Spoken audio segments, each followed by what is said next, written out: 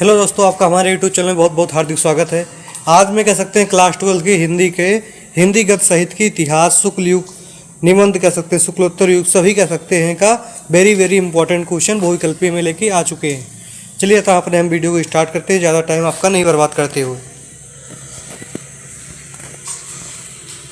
देख सकते हो लिखा है यूपी बोर्ड 2026 से 27 में ध्यान रखते हुए क्लास 12 जनरल हिंदी के लिए शुक्ल युग, शुक्लोत्तर युग, निबंध, उपन्यास, कहानी के 50 वेरी इंपॉर्टेंट एमसीक्यू क्वेश्चन लिखा है हिंदी गद्य साहित्य के शुक्ल युग, शुक्लोत्तर युग। शुक्ल युग में देखोगे, शुक्ल युग का नाम किसके नाम पर पड़ा है तो आपको पता होना चाहिए, महावीर प्रसाद द्विवेदी के नाम से, कि रामचंद्र शुक्ल के नाम से, प्रेमचंद्र की तो आपको पता होना चाहिए आंसर क्या है इसका, रामचंद्र शुक्ल के नाम से पड़ा है। रामचंद्र शुक्ल किस युग के प्रमुख निबंधकार थे तो आपको पता होना चाहिए शुक्ल युग के निबंधकार थे। हिंदी साहित्य का इतिहास के लेखक कौन थे तो रामचंद्र शुक्ल थे। शुक्ल युग में किस विधा के विशेष विकास हुआ है तो आपको पता होना चाहिए, आलोचना। शुक्ल युग का काल लगभग माना जाता है 1920 से 1940 तक। शुक्ल युग की साहित्यिक दृष्टिकोण क्या था, लोक मंगलकारवादी। शुक्ल युग की गद्य भाषा क्या थी तो आपको पता होना चाहिए, सरल एवं परिवर्जित। शुक्ल जी की किस विधा में अत्यधिक प्रसिद्ध है तो आपको पता होना चाहिए, आलोचना। शुक्ल युग में साहित्यिक का उपदेश क्या है तो आपको पता होना चाहिए, लोक कल्याण। शुक्ल युग का दूसरा नाम क्या है तो आलोचना काल। शुक्ल युग का परम लगभग माना जाता है तो आपको पता होना चाहिए 1940 में। शुक्ल युग किस विधा का अधिक विकास हुआ है तो आपको पता होना चाहिए, कहानी। गोदान के लेखक कौन थे तो प्रेमचंद्र। मुंशी प्रेमचंद्र किस उपाधि से माना जाता है तो आपको पता होना चाहिए, उपन्यास सम्राट। शुक्लोत्तर युग की प्रमुख विशेषता है यथार्थवाद।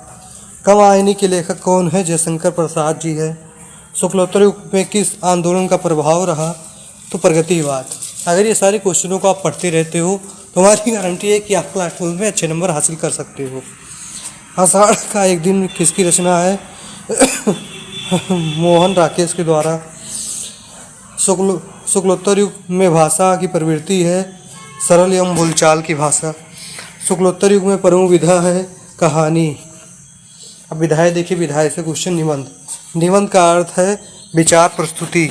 निबंध के प्रमुख लेखक हैं तो आपको पता होना चाहिए, शुक्ल जी हैं। निबंध कितने प्रकार के होते हैं, 4 प्रकार के। भावात्मक निबंध की प्रधानता होती है भावना। विवेचनात्मक निबंध में क्या होता है तो तर्क होता है।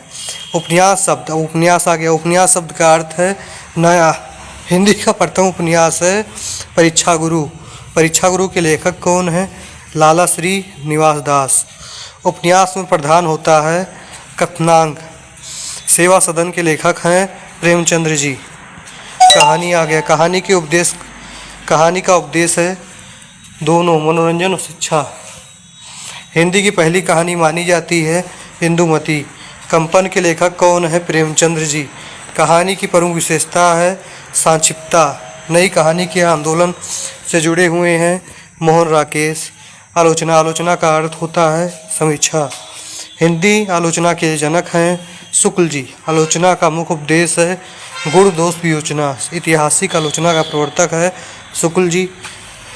आलोचना की भाषा होनी चाहिए स्पष्ट।